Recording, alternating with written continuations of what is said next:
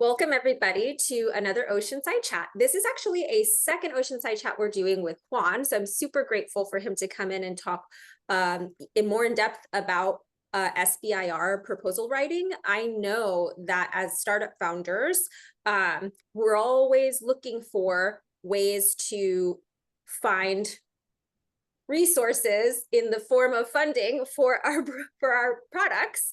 And I say us as if I'm a startup founder. I just work at the Viterbi Startup Garage, but I'm surrounded by founders all day long. And they're very curious about SBIR. And so we're very grateful to have a resource like Juan. A little bit about him.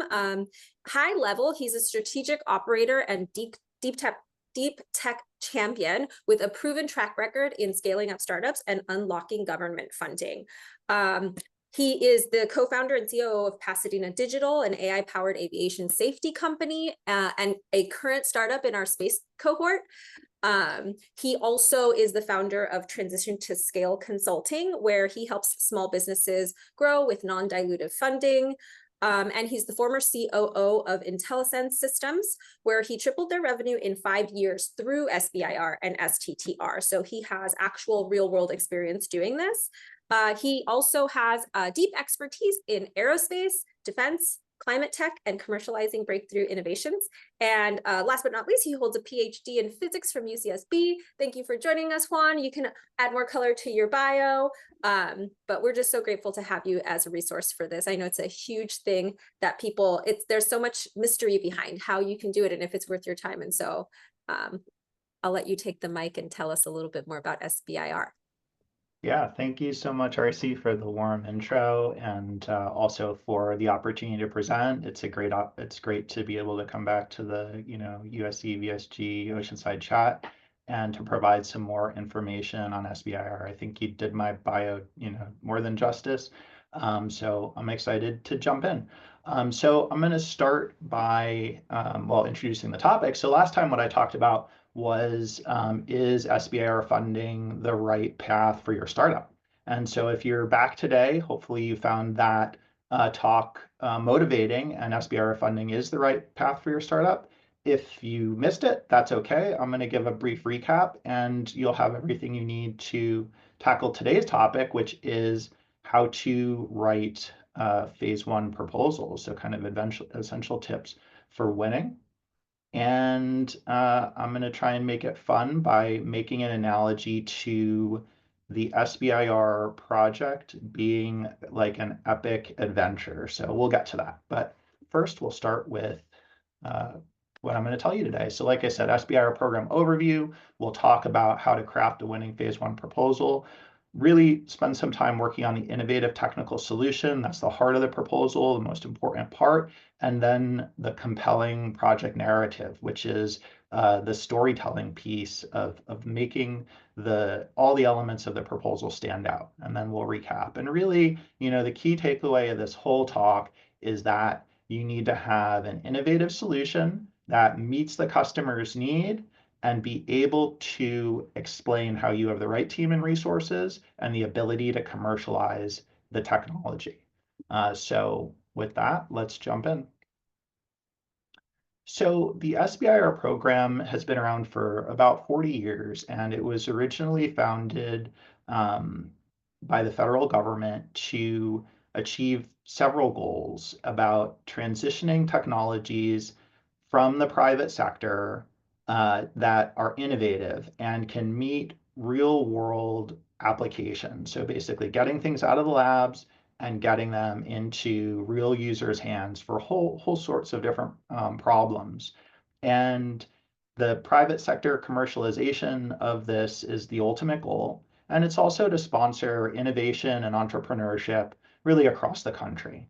So these are the overarching goals of SBIR. And so the program is open to US-based for-profit small businesses. And a small business means that you have less than 500 employees. There is no revenue cap on SBIR.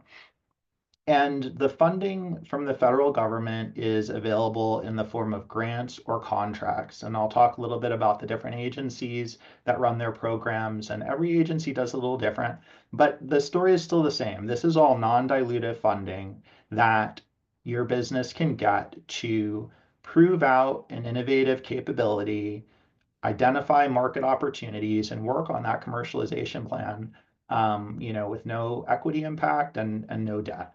And throughout the talk, I'll be focusing on SBIR, but there is a kind of sister program in SBIR called STTR. And STTR is very similar to SBIR, except that it requires the teaming between a small business and a nonprofit, a university or federal lab, specifically university or federal lab. And that teaming agreement is central to pursuing STTR. And in general, sometimes you'll hear SBIR pronounced SIBR and STTR pronounced SITR, all the same. All right, so with that, what are we talking about in terms of the opportunity? Well, last year, fiscal year 24, there were over $4 billion that were allocated to the federal agencies, 11 different federal agencies, to administer their SBIR programs, money that flowed out to small businesses throughout the US. And across these agencies, really the top 5 provide the majority of the funding, 98% of the funding, to Department of Defense, DoD, NIH, Department of Energy, DOE, National Science Foundation, NSF, and NASA. And so I don't want to spend too much time on it, but I think it's worth touching on that, as of right now, while there's a lot of uncertainty and there have been different dynamics with respect to federal funding for different agencies, all the programs are still administering their SBIR department programs as of right now for fiscal year 25. And so we're going to be talking about the state of how things are. There's uncertainty moving forward, but there's a lot of positive things out there about SBIR and continuing on that, or even expanding the footprint of it. But obviously, there's just a lot of uncertainty overall. So moving forward. So in terms of the different agencies, as I said, they all administer their programs differently. And so this manifests itself in many, many ways. This chart summarizes a few of them. You can see the different funding amount sizes, whether are grant or contracts. And the row I really want to spotlight here that I've highlighted is the topic type. That's going to be something important that we'll talk a lot about during the proposal writing section that's coming up. So specific or broad, what does that mean? So the specific topic means that the agency has specific requirements or potentially a specific technology or solution that they're looking for. And they will define that in terms of the solicitation that they put out. And it's really important that if you want to submit a proposal to that topic, to be responsive, meaning that it's valid and it has any likelihood of being funded, you need to really study that solicitation carefully and address the needs. A broad topic, on the other hand, means that you have the latitude to define your solution, define the problem that you're addressing, convey that problem and your solution in your proposal. And as long as it's aligned with the kind of broader priorities of that agency, and in line with their aims for the focus of that type of agency, then they're open, much more open. The broadest of which is NSF. So with those kind of key pieces of information in mind, let's turn to proposal writing.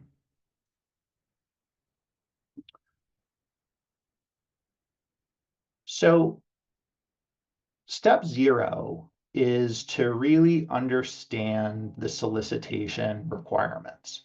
So as I said, each of these agencies will publish the request for proposal, which is called a solicitation. It's the specific instructions and details that any small business that wants to apply for SBIR needs to follow. And these come out at different points in the year. Again, every agency is a little different, but I'll use an example here from NASA from this past season, which was closed on March 10th. All the proposals were due March 10th. So the solicitation really provides critical information. So for example, they describe how to format the technical volume. So there's a limit here to the number of pages that they specify, 15 pages. They even specify, you know, what a page size is, and they go on to talk about font sizes and things like that as well. And they have specific things they're looking for in that 15-page proposal. And so they define those, and they even give you a suggested number of pages.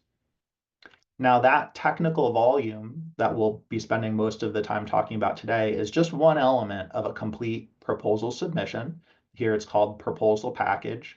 And they expect you to provide a lot of administrative information about your firm, about you know, various certifications and disclosures. Sometimes these require several weeks, could require several weeks to get several of these approvals and have all that administrative information completed. So this is important to do a good review on and understand what it takes. And also cost proposal is important, right? Backing up the price that you submit with your proposal for the funding amount. So all this information is provided in the solicitation, and it goes on to define how the proposal is going to be evaluated. They actually give a specific rubric that each of the reviewers is going to review the proposal against in terms of the specific criteria that they're looking for, and what constitutes a good score, and the weight of each individual scoring attribute. So there's a wealth of information here that's provided in the solicitation. And it's imperative to review that every time before starting to write your proposal, and review it as early as possible so that you really understand what it's going to take to be compliant with your submittal. Some things take time. And the other part I'd emphasize is that the agencies change the requirements all the time, basically every season. And so that means that if you're relying on information from a prior submittal, you might make a critical error. For example, the DoD topics they've come to start putting them out every month, and there was a critical change between release 5 and release 6 from February to March. So for example, it's really important to pay attention to that. And actually, release 7 it came out today. I'll touch more on that later. All right. So once you understand the rules, now you can start to think about putting your proposal together. And, you know, I wanted to make this talk as broadly applicable as possible. And so what I capture here are, you know, the common elements. So these are, while there are lots of unique requirements at different agencies, these are the common core elements that really need to be addressed in any SBIR proposal. You have to have a strong technical solution. You have to have a commercialization plan. You have to be able to speak to the team and the resources that you have to execute the project. And you have to be able to convey the broader impacts, kind of that bigger picture. So what? So what if this project's successful? How does this help the agency advance its mission? How does this help society, right? And so I'll spend the majority of the rest of the talk describing what each of these means and how to prepare your proposal to address each of these areas successfully. Okay.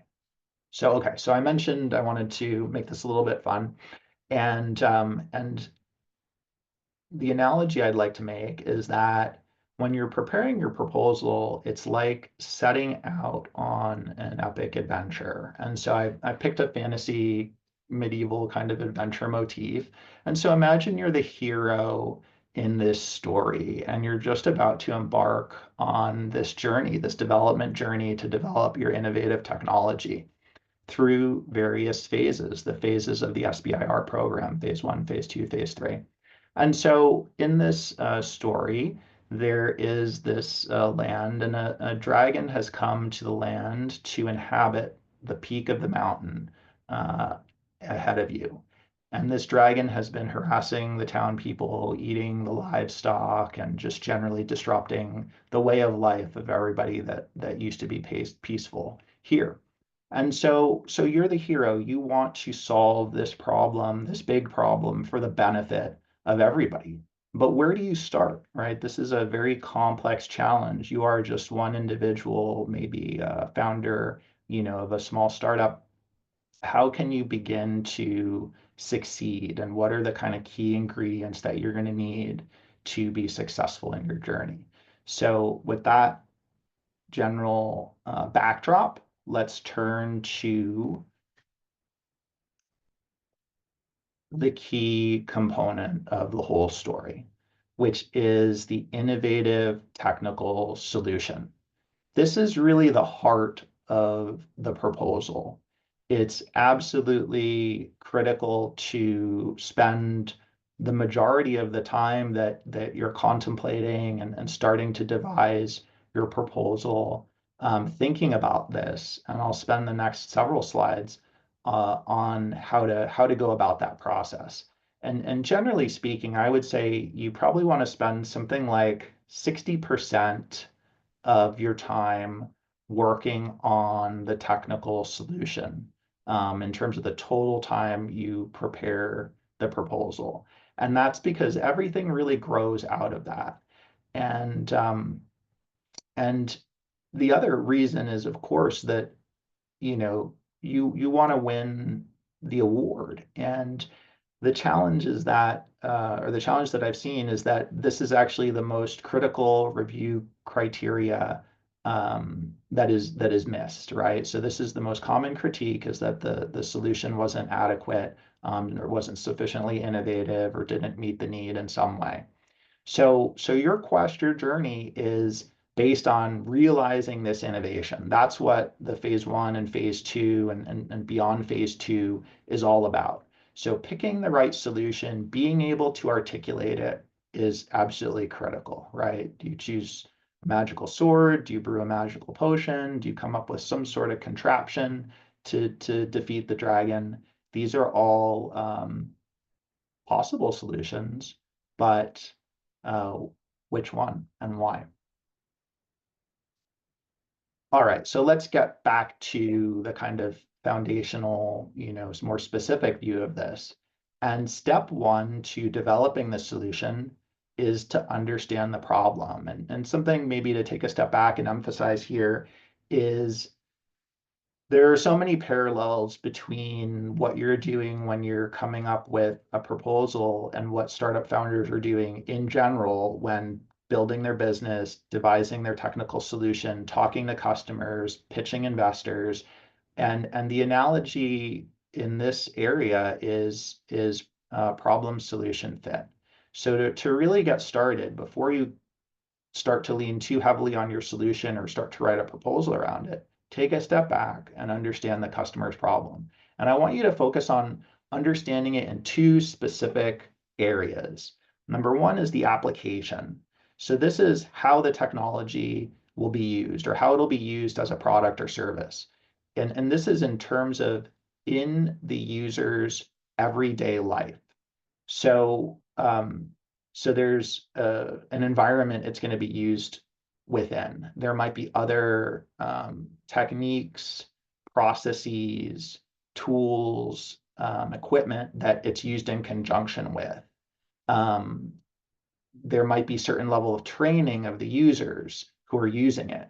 Understanding all of these elements is critical in devising your solution, because they'll define if the solution is applicable or not. You might miss something key in how that technology is deployed for the use case that inhibit its adoption.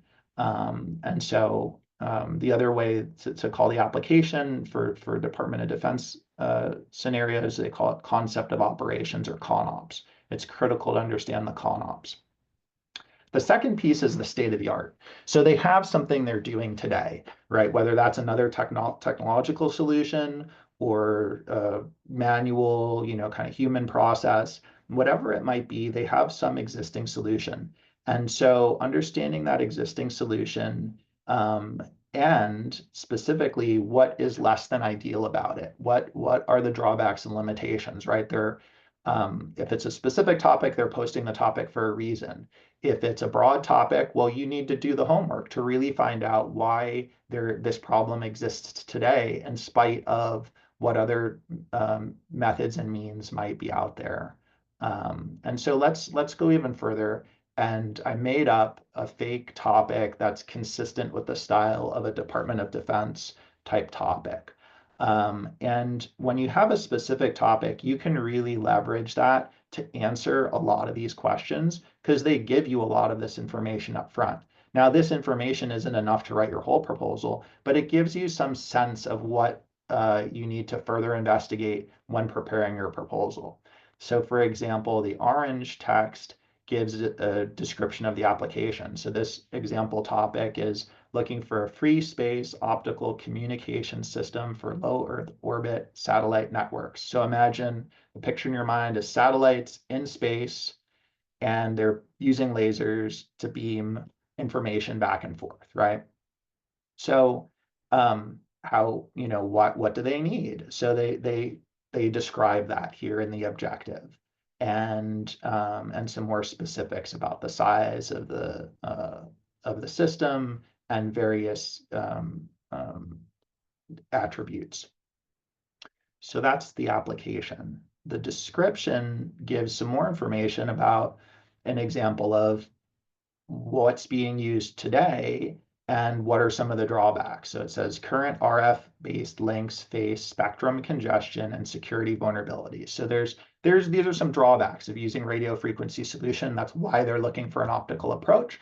So now you have at least some initial thread to pull to learn more about these other problems so that when you design your solution, you can overcome these drawbacks.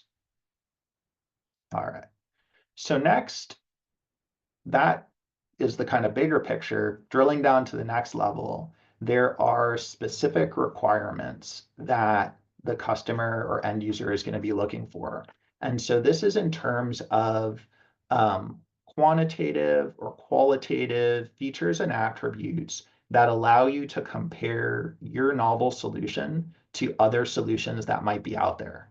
And in this way, it kind of creates a frame of reference, a basis of comparison for your innovative solution compared to other approaches to solve it. And this is really important because if you don't understand the requirements, well, number one, you might miss some key requirements and end up having a solution that doesn't fully meet what a user is going to need. You also might not be able to communicate where you're better or worse. So you'll have no story to tell, or you won't have much of a leg to stand on in terms of the storytelling piece of the proposal and the marketing piece of the proposal if you actually don't understand how your performance stacks up against others, right? And of course, in the case of a broad topic where they don't define all of this information for you, then you need to do your homework. And that's where, programs like, any customer discovery type program, the NSF, I-Core is a great example, right? Motivating you to engage customers to have those conversations and drill down, what does a solution look like? And at some point, for an innovative, high-tech type of solution, it's going to be engineering in nature. There'll be some sort of defined requirements and features. So for the specific requirement, you get a great boost again in the topic description where it spells this information out for you. And while this may not be the full set of requirements to build a full product that can, in this case, be flown into space, it's enough to be the core of your phase 1 and probably your phase 2 and maybe even slightly beyond phase 2 R&D and engineering development. So you can see here the specific parameters in terms of communication rate, 1 gigabit per second, the distance between the satellites, 100 kilometers, the form factor this new solution needs to fit into, the power draw. And it even goes on in the body of the description to talk about, of course, this is working in space. It needs to be robust, under those space conditions, such as orbital dynamics, thermal fluctuations, radiation exposure. So it's possible that, without this information, you jump to coming up with a solution that doesn't fully take into account specific requirements or features that are going to need to be there. And this sets up the solution, right? So now you've understood how it's going to be used, the specifics, what the state of the art is, and you start to develop your innovative solution, and you can then compare it to competing approaches and see where you have advantages. You can put these advantages in context of how much do they improve the end user, right? So it's for, let's give an example there. So lightweight or lighter weight, let's say that you reduce the weight of something by 2 kilograms, and it's based on a novel material design of a very low density material. So you reduce the weight by 2 kilograms. That's great. That might be an advantage compared to the existing system, right? You have lower weight by potentially a substantial amount. But what's the benefit to the user? Well, it depends on the application. For example, let's say that that is something that needs to be a portable system that somebody needs to carry out a long way on a hike. So now the lower weight is really improving the portability. Maybe it's a soldier who needs that equipment in their pack. Well, they're already carrying 50 pounds of equipment. So taking a couple kilograms out of their carry load, well, now that's a substantial improvement. They're now more maneuverable. They don't need to stop and rest as much. They don't need as much water and food to conduct their operation. So that's a benefit to an end user based off of your innovation that provided an advantage. And so being able to link together these different concepts is going to help you to tell that story. But wait, there's another important kind of caveat here, or a potential pitfall that you can fall into, which is, does the innovation that you've created actually address what I call the crux of the problem? And what that means is the topic is out for a reason. There aren't existing solutions for a reason. And for highly technical proposals, it's usually because you're pushing up against physical or engineering limits. So in the case of the, going back to the satellite, we're talking about satellites that are 100 kilometers apart, traveling very, very fast in space and trying to beam a very large amount of data per second. So there's a tendency to run into issues with signal to noise ratio, errors creeping into the system. Typically, you want to use more power, you want to have more gain, you want to have more, increase your signal to noise ratio. And so all the relevant innovations to solving that problem are going to be around that type of solution, right? That's the crux of the problem.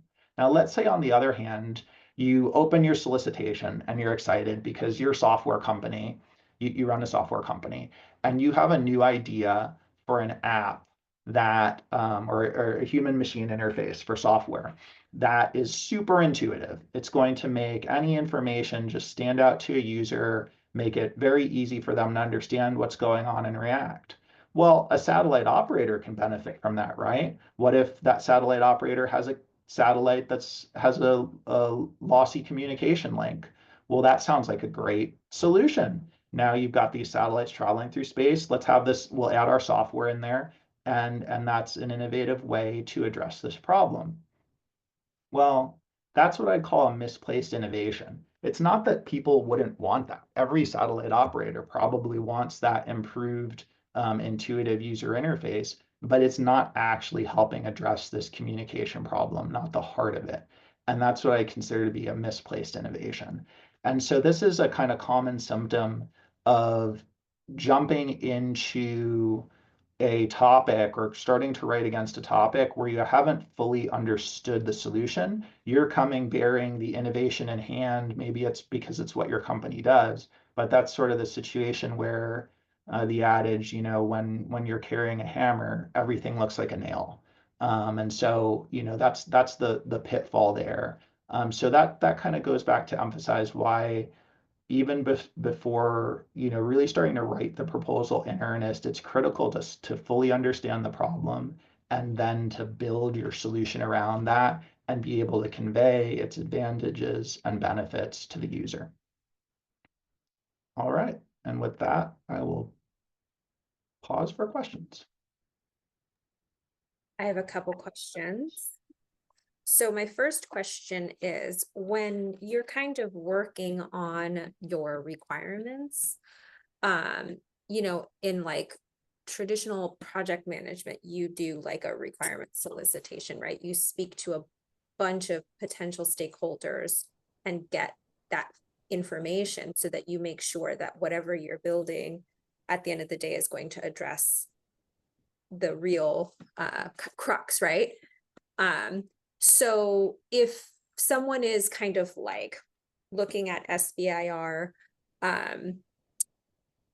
potential grants, how could they go about developing kind of a lead list of people to talk with so that they know? It's almost like a form of customer discovery, right? Like you really do want to make sure you're addressing the issue. And so and from your experience, is there kind of like, is it just like do your best, just see who you can find? I mean, a lot of times I think engineers, because they have experience, they feel that they have a really good bead on what it is that they're doing and they miss the opportunity to speak to their stakeholders. So I'm just wondering, is it something that you're familiar with, and any advice that you can give on how to do really good requirements elicitation? Yeah, that's such a great question. It is really, really important.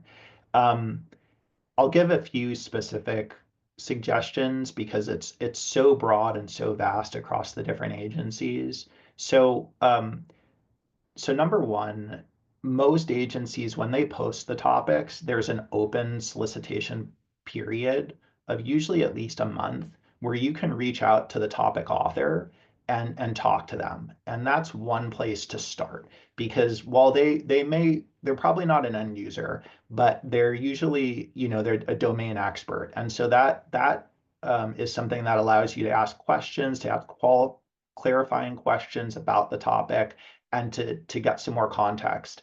And so that's one thing I would highly recommend.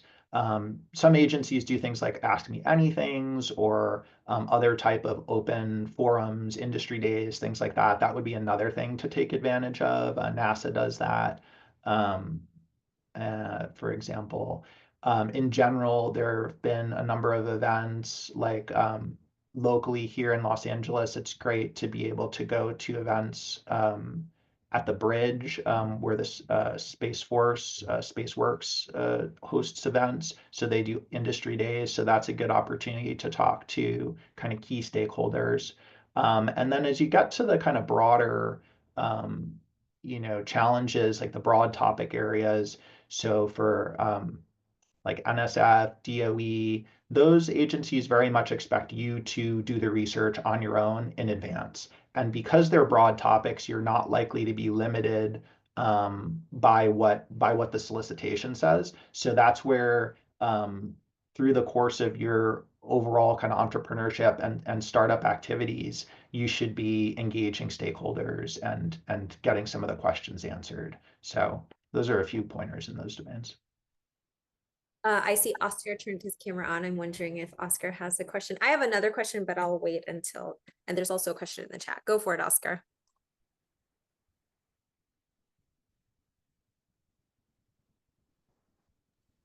You're muted. I don't know if you're having audio issues. Oh, there you are. Can you hear me? Yeah.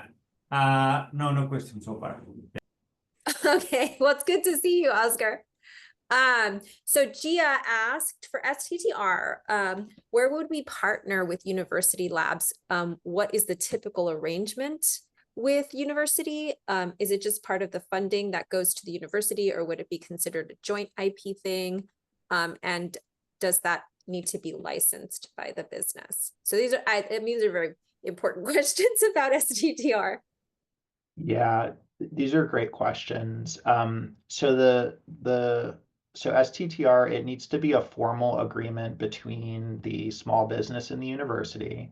So that means typically that's going to be like a subcontract agreement. And for STTR, the small business can prime or the university can prime and be the lead writing the proposal, and the PI can work at either. And the amounts are different in both directions, and I don't remember them off the top of my head, but it's something like at least 1/3. I think it's at least 1/3 needs to go to the university. There's a minimum amount, and there's also a maximum amount. So there's a defined work share. Let's put it that way. And typically when so that's one piece that needs to be there, a work share between the two, and I can follow up with the specific values. The other is there does need to be a defined IP agreement. So STTR is specifically meant to be lower technology readiness level. In fact, a few agencies, I think DoD and might be DHS, I'm guessing though, but definitely DoD has actually is specifically mandated that it's a TRL 1 through 3. So what does that mean? It means basic to applied science level. So for more mature technologies, there is a limitation about STTR, but in that way, the idea is to take an innovation that was developed at the university and to commercialize it through the small business. That's the spirit of the program. And so that would require some sort of IP agreement, and that having a in-writing IP agreement of some sort is a prerequisite to STTR. So that's the answer in a nutshell. I can, I'd refer you to the link on the STTR that's in the slides, or I can follow up to provide more specific answers. Oh, Dave says 30% minimum. I know that's what it is at USC. I wonder if it's across the board. Where can we find information like industry days? And similarly, question to follow up on that is when you were talking about like the solicitation owner or lead or whatever, like, is that information just within the solicitation, or is it something that you kind of have to find and source yourself if you want to speak with them directly? So kind of a two-part.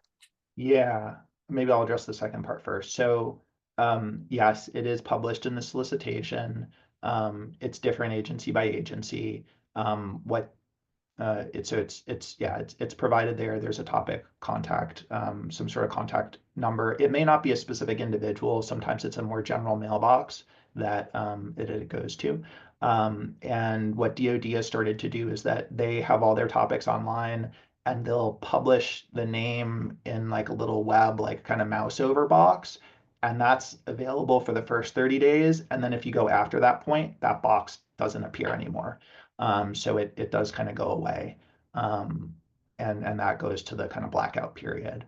In terms of industry days, I wish there was one concise answer. It varies widely. I would say each agency that does SBIR does make a good effort to promote their information. They provide comprehensive information online, but the challenge is finding it. There is not a one-stop shop. It does differ across the different agencies. If there's a specific agency you're interested in, just drop it in the chat or PM me and I can get back to you later with a specific pointer. For a second, Michael Kurdahi had a question. I'm not sure if he still does. Just really quick, I just wanted to ask, first of all, thank you. All this has been really helpful. I'm actually trying to meet the April 5th deadline for the NIH phase 1 SBIR.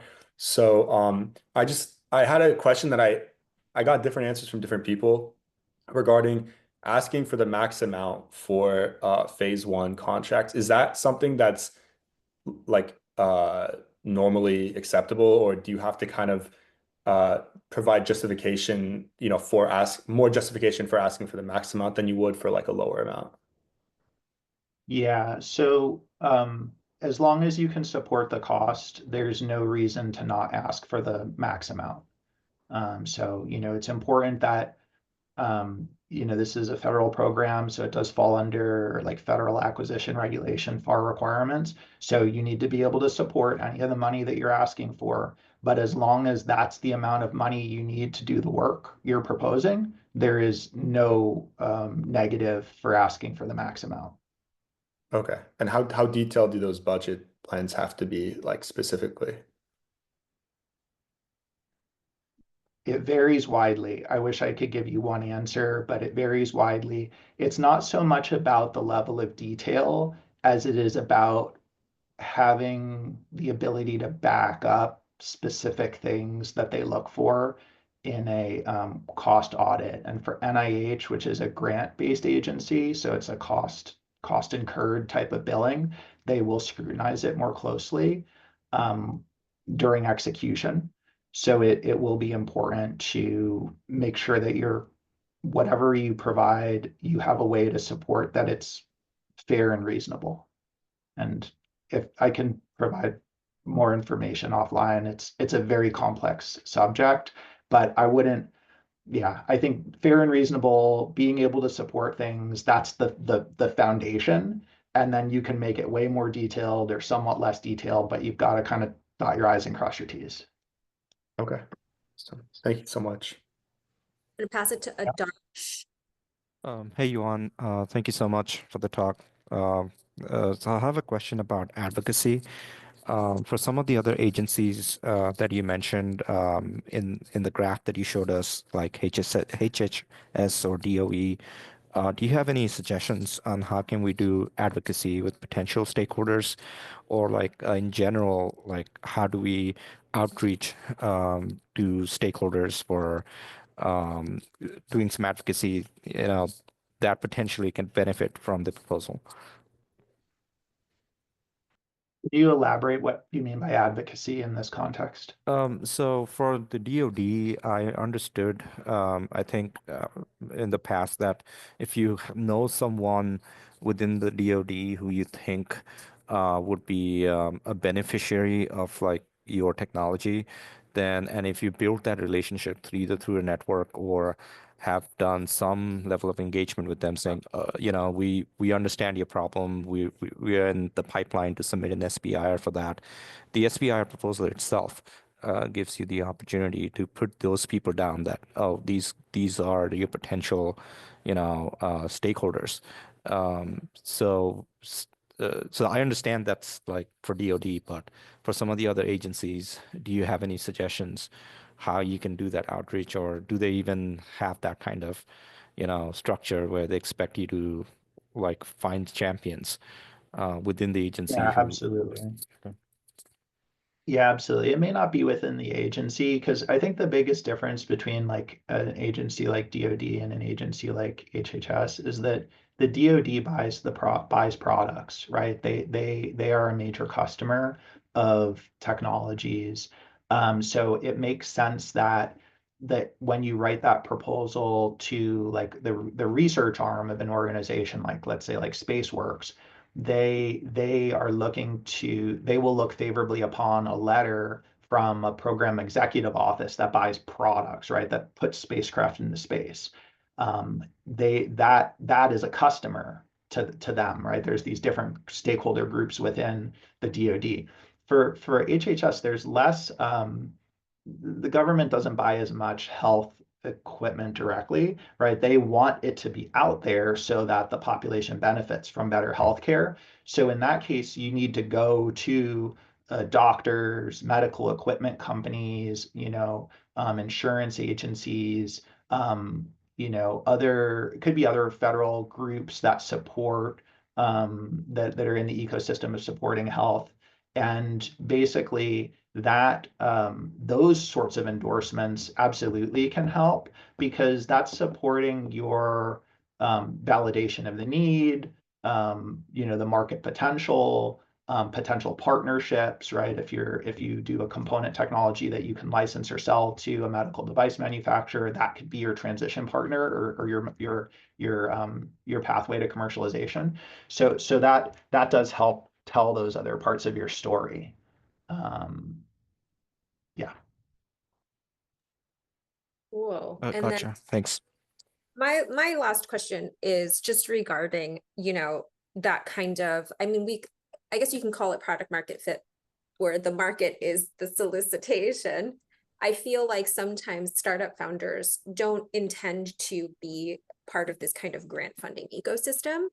And then they find themselves interested in finding new avenues of funding, especially non-dilutive. And so then they start looking at solicitations to see if there's a use case for what it is that they're building. And I find that that kind of goes a little bit against like the process that you're suggesting, because at that point, you're really trying to fit maybe a round peg into like a square hole, and you can get into some trouble. So I'm just wondering, do you have any advice on how to do that more effectively? Or would your advice just be like, don't do that you'll never win and it's a huge waste of your time? Like from your experience as a consultant, do you have that happen? And then what would you say to somebody who's trying to do that? Yeah, that's a really great question. I think every case is going to be situation dependent. I think that's where it makes sense to have an SBIR strategy, right? So begin with end in mind. What are you trying to accomplish? If you really want to get into the kind of government market, or leverage what the government stated need is to enter your market by kind of using that channel, then it's time well invested, because you'll better understand how the federal government is looking at this problem. If it's something like NIH, maybe it's not a problem that they're going to be the customer of, but why they want it. And that could point you in whole other directions that put your research in the context of other work that's being done in the field, and can bring you into that channel and that community, that you might have always needed to develop that technology, but maybe you had been working independent of that. Obviously, if you want to open up an additional market, like selling a product that has commercial applications, but also has government applications, then learning that and getting into that makes sense. Another case, the other case is maybe you're just desperate for funding. You're kind of running out of cash, and you really want to be opportunistic. That's okay too. And what I'd recommend in that case is, right, develop your SBIR strategy. There are a number of solicitations. It does take a good amount of effort to prepare a proposal, and it may or may not be very easy to rework a proposal that you submitted, let's say, to NIH, to submit to like the DHA, Defense Health Association. It may not be applicable, even though your core innovation might be similar.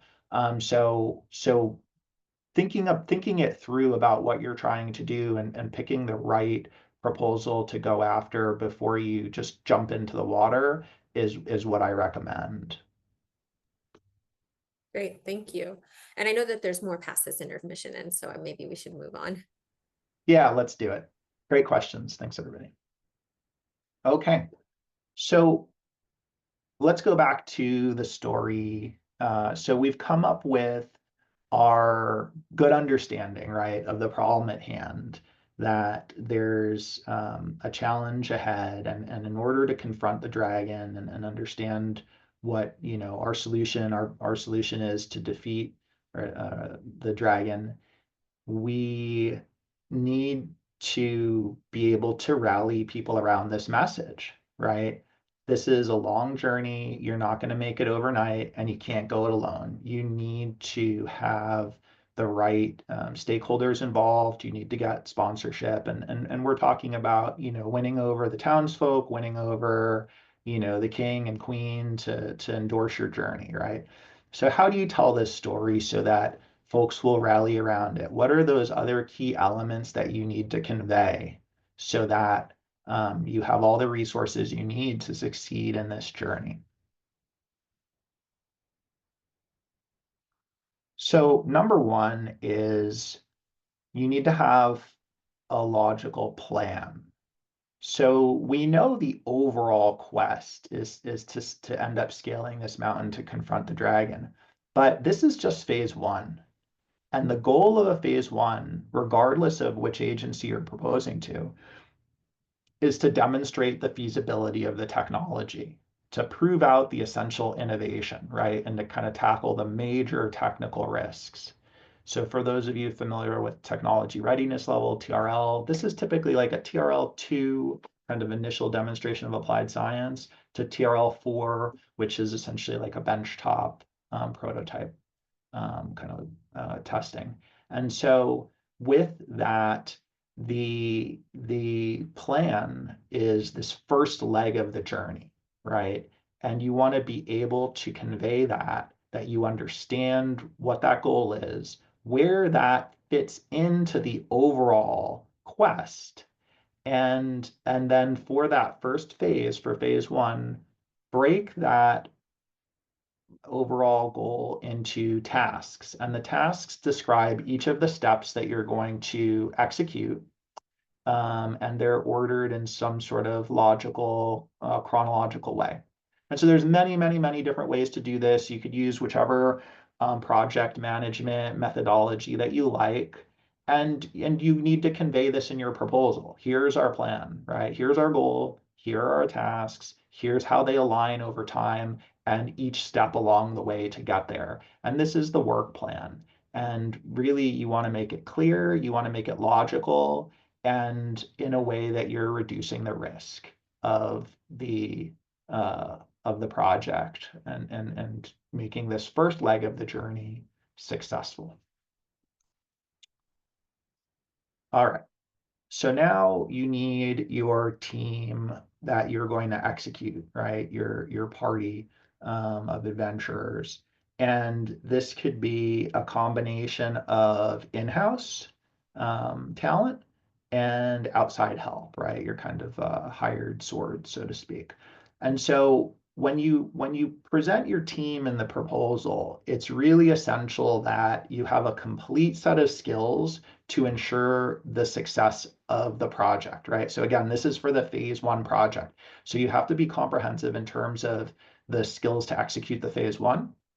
And then you can highlight and point to the other skills and resources that are going to lead to the future success. They're not core at this point, but you know that at some point you're going to need these additional resources, and you started to lay the groundwork to have them available for execution. So in terms of staff, right, this is the principal investigator. The principal investigator is the hero of the story, right? They are the person who is going to be leading the phase 1 development. So they should have a deep expertise in the core area of the technology development. Ideally, they have established credentials in this area. That could be academic qualifications or professional experience. It used to be that there was like a perspective that a Ph.D. is required, and largely this is not true. Maybe the exception being several areas of work within NIH. I think that category of deep research is fundamental to success. And so the key thing about eligibility to meet one of the key requirements for the SBIR is that the PI needs to work for the small business. They need to be primarily employed there. They can't be a university professor who's moonlighting for the company. That can't be your PI for SBIR. It can be for STTR. But that's a really critical thing about the proposals, and sometimes a challenge for a few person startup. So the other folks who are supporting you, who are in-house staff, are your key personnel. So these are all the other technical talent that you'll be leaning on to execute the program, and they'll cover the other disciplines of the development. So for example, if you're developing, let's say, a new single board embedded computer, your principal investigator might be like a computer architect or computer engineer, but they could be supported by key personnel, including a software engineer, hardware engineer, firmware engineer, coders. And so those then comprise the full set of a team to execute that project. That's a big team maybe for a phase 1, but I think it gives the idea. And then your business team, you should point to in your proposal, who are those business officials, those people with business experience or business education who are going to provide their support or lead the commercialization activities. Now, if you have any gaps or holes in your internal team, you can get outside help. So you can bring in contractors or consultants, right? These could be subject matter experts who are specialized in an area of the development. It could be, experts in testing, experts in design, experts in human factors, all sorts of different expertise. It could also be a insider, a retired insider, right? It could be somebody who has that government or industry experience from seeing technologies that succeed, and they're there to help guide you through the early stages of development. Another great partner for proposals are primes or large enterprises, so large established organizations who build and deliver system level solutions to customers in your domain. And so teaming with them, you can leverage their knowledge, their resources, their team as an extended team. And they also provide a point of validation. Usually they'll give you a letter of support that is a good endorsement that helps, your proposal evaluation. And the idea is usually that they might become a subcontractor in a future phase because their expertise is something that you can leverage. Usually not a sub in phase one. It's a bit too expensive to bring in large organizations to a phase one. And then finally, university and federal labs, like we say, they are a requirement for STTR, but they can provide a boost to SBIR when you're looking to bring in some more, again, technical kind of bench depth, technical know-how. If you want access to IP that a university has, then that would form the basis of subcontracting a university or federal lab. And then they also have facilities, labs, and you can tap into a lower cost labor supply, which is students and grad students that can do some of the work. And again, complement your in-house team in these domains. All right, I think I got 3 more slides with content. So the next section, so you've broken your plan out into a logical way. You've conveyed that you've got the team that has all the skills necessary to execute against the program. And the next key piece is the commercialization plan. So again, one of the things that makes SBIR proposals unique from other proposals that you might submit to other organizations is that the commercialization is a required piece of it. They want to show that taxpayer money is being used to fund something that's going to translate to a societal benefit. So some of the key things that should be addressed in the commercial plan are kind of laying the groundwork that you're going to be able to secure follow-on funding outside of SBIR, right? Whether that's through product sales, through equity investment, through getting past government R&D funding to government procurement, where the government's buying products from you. The government basically wants to know that you're going to be successful and be around as a going concern to buy products from in the future, not wholly dependent on SBIR or research funding. And in that way, then you have to be able to productize it, transition it to the market, and do it for a long time, in a reliable, repeatable way. And so that's commercialization. That's what everybody as an entrepreneur should be excited about. The technology development is just a way to achieve that and to bring a novel capability to the market. So in the proposal, every solicitation has some different requirements, but some of the key things you should be able to describe is what's the first product that's going to result from this technology, right? How do you productize it? And that could be a product, it could be a service, it could also be licensing, right? So I call it first product, but it's what's that recurring revenue stream you're going to generate. And then based on that idea, what's your business model, right? What is your business model to monetize it? And your strategy to bring it to market. And then you put it in the context of the market. And just like, again, when pitching investors, you don't necessarily need to have $1 billion market, but if you went ahead and said that the total addressable market for this type of product is $25 million, that doesn't make much of a statement, right? That's, at 100% saturation, you're still a fairly small business. So you need to be able to put it in the context of the market, understand the competition, and then convey, any partners you might have that are going to help you to succeed in your journey, reduce risk, and lead to that commercial success. So these are the key pieces to describe, but how to describe them, I always tell authors there's, 3 or 4 things that are critical. So number 1, be concise. Mostly the page limits require you to be concise, but you don't need a lot of flowery language here. Just get your message across, and the content you have, make sure is specific and relevant to the technology and the market you're addressing, and support it with evidence, support your claims. So, for market size, you should have a reference. For, any customer discovery, provide that in the proposal. It could be a very short 2 or 3 sentence anecdote about folks that you talk to, what you learned, and how you're going to use that to influence and inform your phase 1 activities and build from there. So these are the keys that to writing a good commercialization section and telling that story. You're not just going to be successful developing it, but you are going to build a business around it.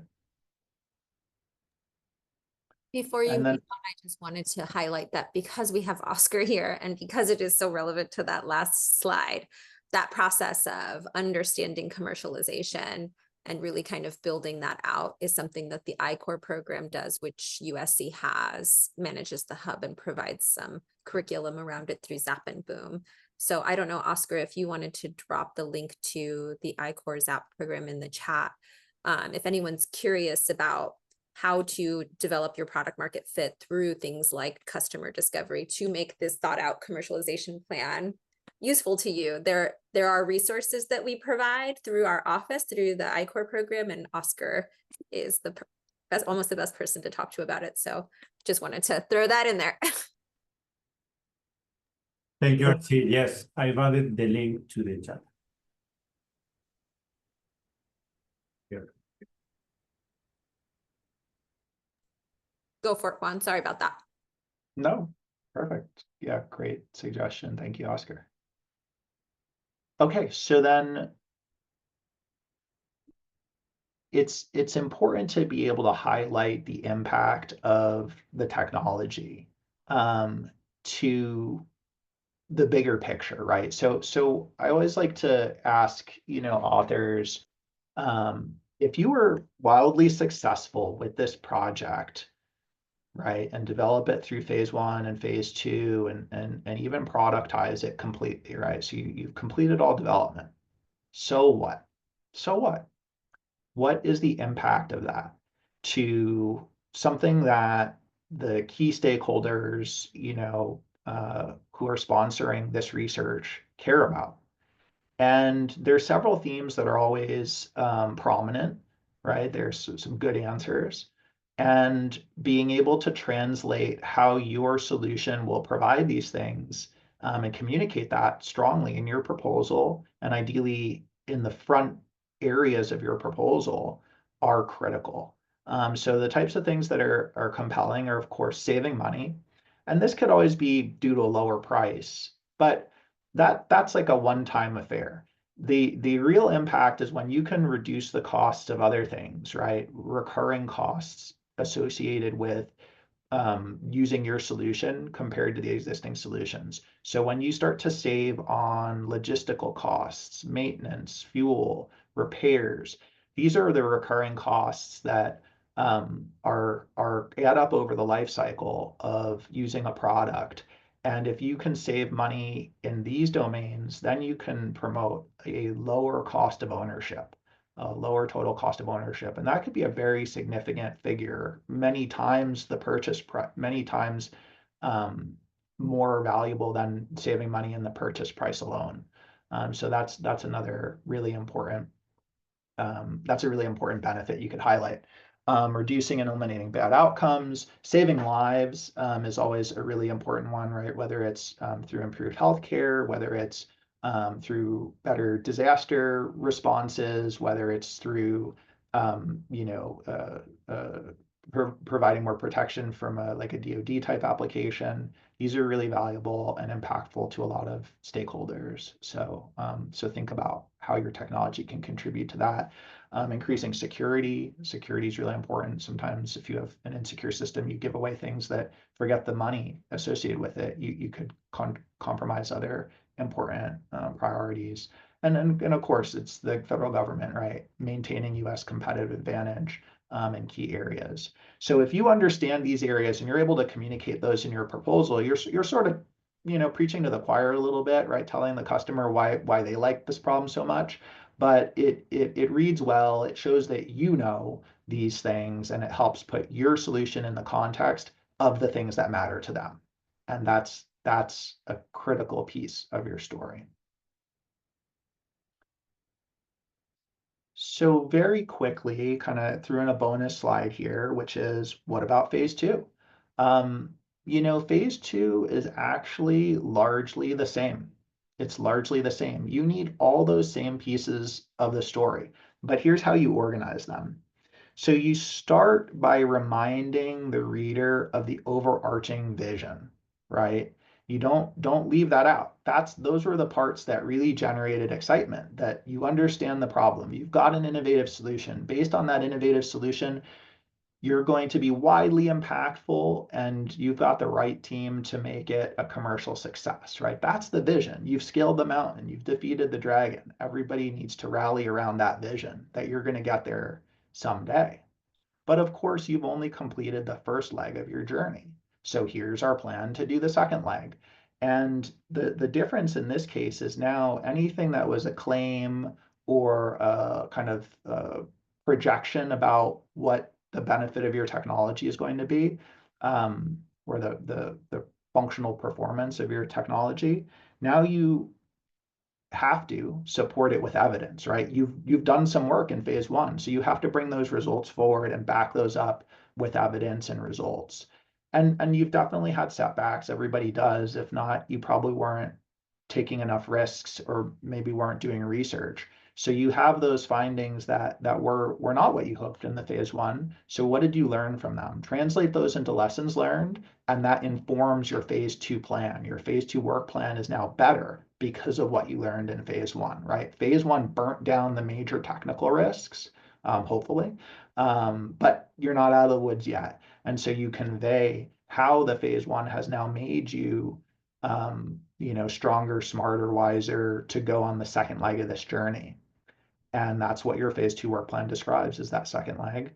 And again, this is not getting you to the mountaintop either, right? It's very unlikely that phase one and phase two funding is getting you to a product, maybe some kind of initial beta version, depending on your technology. But you might need 5, 10, $50 million to complete your technology. And things change when you start getting on that vertical front face of that mountain. So, put how your phase two is going to better prepare you to scale that next challenge.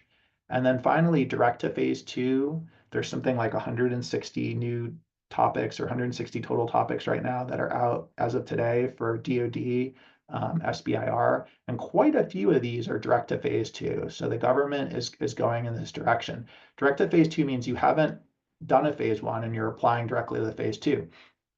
So the direct to phase two proposal, all the tips above apply.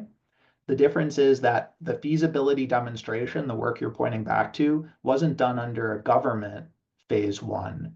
It's your own independent work that you've done. So you point back to work that you've done, and that's your feasibility demonstration. That's your supporting evidence. So in that case, it's kind of like you're in one of those stories. You're telling that same type of story, but you're jumping in part way in the middle of the action. And then as you're starting to tell the story, you go back and do a flashback about here's how we got here. So that's the storytelling analogy there. So with that, I'll take any other questions that you have. The key, again, is really understand the requirements, understand the problem, develop your innovative solution, and then be able to tell the story that you've got the plan, the team, the commercial plan, and you understand what the impact is, and you will be successful in your journey. And if you need any help, here's a bunch of ways you can get in touch. Do we have any questions from the group? I know we're over time, and so I just want to be sensitive to not just you, Juan, but everybody. Does anyone have any questions? I just have to say I love the analogy. I'm a big D&D person, and so I'm a big fan of any like connection we can make to story arc and storytelling to the startup journey. I do think that there's so many overlapping elements to that. And so I'm always just glad when I see it come up in a presentation. So thanks for that. And also just thanks for breaking this whole sequence of events down in something that I think is understandable and manageable. It really does take the mystery out of what SBIR is, because, standalone, it's just this solicitation, right? And just like with any relationship, without kind of understanding what that review process looks like, you kind of are just shooting in the dark.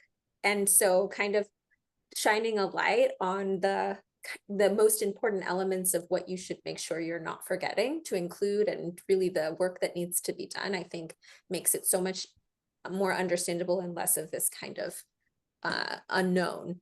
So thank you. I mean, this obviously is a lot of work. It's what you do professionally. So maybe it's not so hard for you to break these things down, but for us, it makes it such a huge value add. And so I just appreciate it. Thank you so much, Juan. Yeah, absolutely. My pleasure. You know, I enjoy it. And yeah, I think there's a lot of things here that should be on the minds of entrepreneurs, whether you've ever applied for federal funding or not.